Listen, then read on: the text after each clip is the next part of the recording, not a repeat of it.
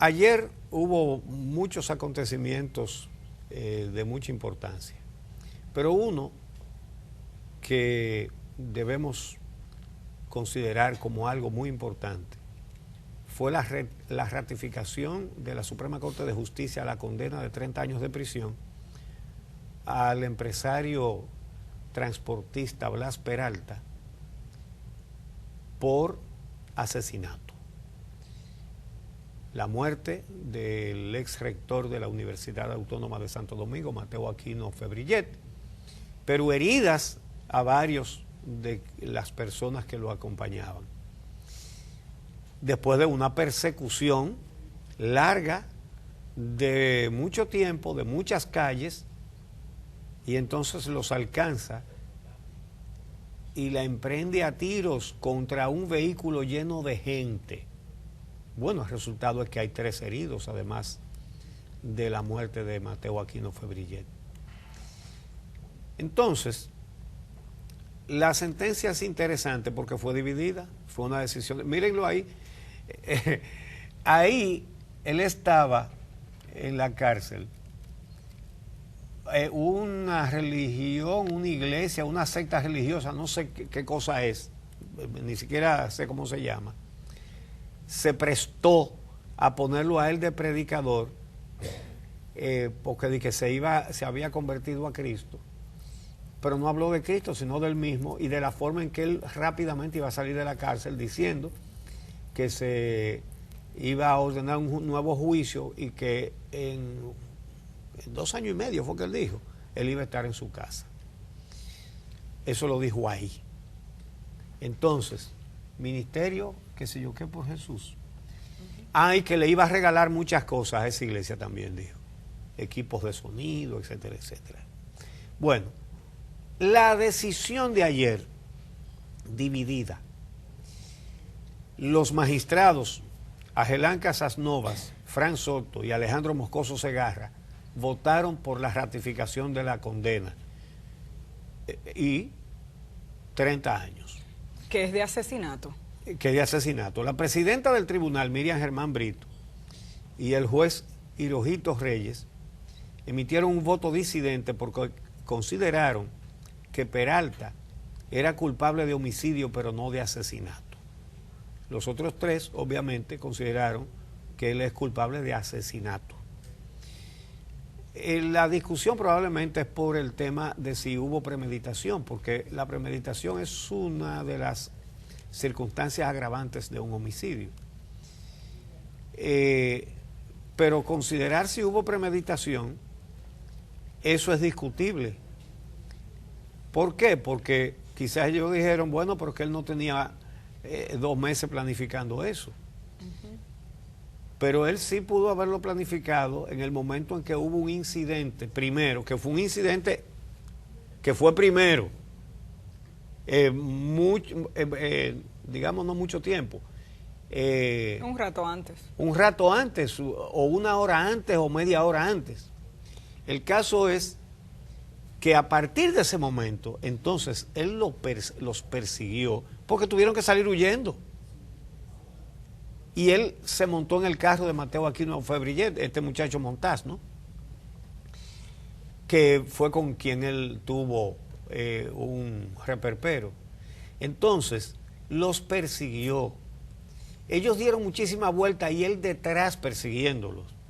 Pasaron por la casa del presidente Danilo Medina pensando que ahí había vigilancia militar para pedir ayuda. Es decir, es una persecución tenaz. Y los que van huyendo estaban conscientes del peligro. Este hombre con una pistola en la mano. Pero no había guardias fuera de la casa del presidente, porque el presidente ni siquiera estaba ahí. Y siguieron corriendo. Entonces fueron otra vez a la avenida Mirador, de donde habían salido, para ir al destacamento que está ahí, pero el destacamento no está en la calzada, está adentro. En fin, que ahí los alcanzó y la emprendió a tiros contra un automóvil lleno de gente, tirando a matar, con tan buena puntería que mató 1 y hirió 3. Entonces, después de eso, la conspiración para evadir su responsabilidad en los hechos penales. El país entero ha oído las grabaciones, aquí le hemos puesto un montón de veces, porque Dios hace algunas cosas, ¿verdad?, que con las que no cuentan algunos delincuentes. Y fue que el encargado de seguridad de él, que era un ex coronel de la policía, él lo llamó para decirle lo que pasaba. Pero le tenían una intervención telefónica con autorización judicial a ese ex coronel por una investigación de drogas. Y ahí quedaron registradas sus conversaciones diciendo cómo iban a, decía Blas Peralta, botar los celulares, que iba a botar la pistola en el mar y los celulares también. El otro le aconseja que en la policía hay pistola de esa. Claro, fue la policía que le dio esa pistola a Blas Peralta, hacía tiempo. Y entonces que se le podía poner cañón de otra para demostrar, entre comillas, que con esa pistola no se disparó. En fin, todas esas argucias y todo eso quedó registrado. El país entero creo que ha oído esas grabaciones. Bueno, hubo premeditación. Él lo decidió desde que ellos salieron corriendo, le estaban huyendo a una decisión que él había tomado, pero no fue una ofuscación de un momento. Él no dijo, no hombre, deja eso así mejor. No. Cogió la pistola y le cayó atrás. No él manejando, no, con su chofer manejando y él en la ventanilla con la pistola en la mano. Entonces, repito, no fue que él hizo un disparo al aire y se le pegó a uno. No. Él mató a uno y hirió a tres. Evidentemente, en el caso de los jueces Miriam Germán e Hirohito Reyes, la premeditación contempla tener un plan previo, y para ellos lo que Blas hizo fue homicidio y no asesinato. La discusión sería qué tan previamente puede ser. Exactamente, es un tema de, digamos, de análisis y de concepto, ¿no? Pero al final, en esta ocasión lo que tenemos es la ratificación de una condena a 30 años de prisión para este hombre que se creía que estaba por encima de la justicia y que con el poder económico que le acompaña por haber sido presidente de Fenatrado, dueño de múltiples camiones de carga, entendía que iba a solucionar el problema como lo había hecho en otras ocasiones. Sí. Porque hay que decir que no es el primer caso en el que se ve involucrado Blas Peralta. Y hay una muerte en Piedra Blanca que siempre se le atribuyó a esta persona y en un momento una discusión acalorada entre transportistas terminó muriendo un chofer.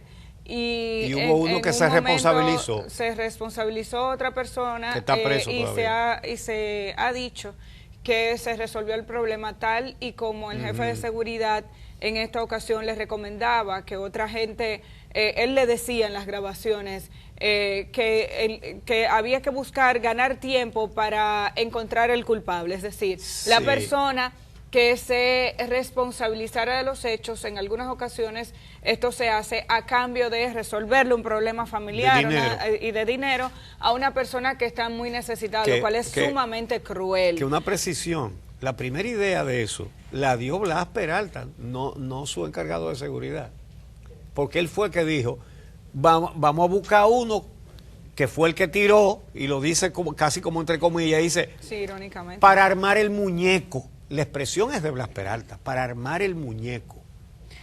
Bueno, y la ex fiscal del Distrito Nacional, tenemos que acostumbrarnos a hacer ese cambio. Jenny Berenice Reynoso ponía a través de su cuenta de Twitter ayer que le generaba, digamos que satisfacción saber que había trabajado en este proceso. La ratificación de esta condena es simbólica, Este caso debe verse como un ejemplo de lo que necesitamos que ocurra con la justicia en este país. Ojalá y no se tengan que repetir asesinatos de personas conocidas y reconocidas, que fue el caso del rector de la Universidad Autónoma de Santo Domingo, y por esa razón, digamos que esta sociedad no solamente le dio seguimiento de manera especial por la crueldad y la frialdad con la que se manejó este caso, conocer los audios que indicaban que estaban dispuestos a hacerlo todo para evadir la justicia, generó también un nivel de indignación mucho mayor, pero ese acompañamiento que tuvo la familia del ex rector de la Universidad Autónoma de Santo Domingo está relacionado con su accionar. Era un ex rector, una persona conocida por su decencia, aspiraba a ser era candidato a senador por una organización política, lo que significa que venía haciendo un trabajo en su comunidad. Y Blas Peralta, diputado. Lo que quiero decir es que alrededor de este caso estuvo la Universidad Autónoma de Santo Domingo, por tanto la academia, además de la familia, y en adición a eso, esta sociedad que vio con asombro la manera en la que este caso se había producido. Y eso generó mucho malestar. Pero este tipo de situaciones se da con cierta frecuencia cuando hay alguien que tiene poder económico o influencia y evade la justicia de manera constante. Y al final eso se llama impunidad. Y lo que nosotros tenemos es que erradicar esa impunidad en nuestro país. La razón por la que Blas Peralta entendía que podía salirse con la suya era precisamente porque estaba acostumbrado a que en los tribunales él podía resolver casos como él quisiera. En esta ocasión se metió con la persona equivocada y hubo un proceso de vigilancia y se metió con y además produjo este caso y este incidente en una demarcación donde había una representante del Ministerio Público que no soltó el caso nunca, pese a que se habló de amenazas de muerte. Recordemos que algunos testigos incluso se retiraron, algunos testigos claves se retiraron o personas que formaban parte del proceso decidieron retirarse como acusadores y se quedaron como testigos a cargo. Entonces, eso también tiene, digamos que la conclusión de este caso está muy relacionada con el acompañamiento y el seguimiento que le dieron tanto los familiares, que no desistieron nunca, así como los testigos, algunos de los cuales en medio de su proceso de indignación, como quiera, se quedaron ahí, pero recuerden que hubo gente que se fue del país y que fue testigo desde el extranjero. Se amenazó de muerte a algunos de los involucrados, y una fiscal del Distrito Nacional en esa ocasión, Jenny Berenice Reynoso, que tomó ese caso y que no lo soltó nunca. Ahora, así no es como... O sea, así es como debería funcionar la justicia siempre, con las garantías de que las víctimas tienen representantes adecuados. Pero además, así es como debería funcionar siempre, que si una persona cometió un delito, haya sanciones en los tribunales. Él entendía que podía ponerse por encima de la ley y hoy en día los tribunales le dijeron, hasta aquí usted llegó. 30 años de prisión más lo que tendrá que pagar como una indemnización a la familia. Estos recursos incluso no devolverán la vida del profesor Aquino Febrillet. La justicia tiene a su alrededor este tipo de soluciones, pero yo creo que la enseñanza está bastante clara. Bueno, hay un dato. Su abogado, Miguel Valerio, anunció que ellos iban a apelar ante el Tribunal Constitucional. No me parece a mí que el Tribunal Constitucional puede revocar esa sentencia.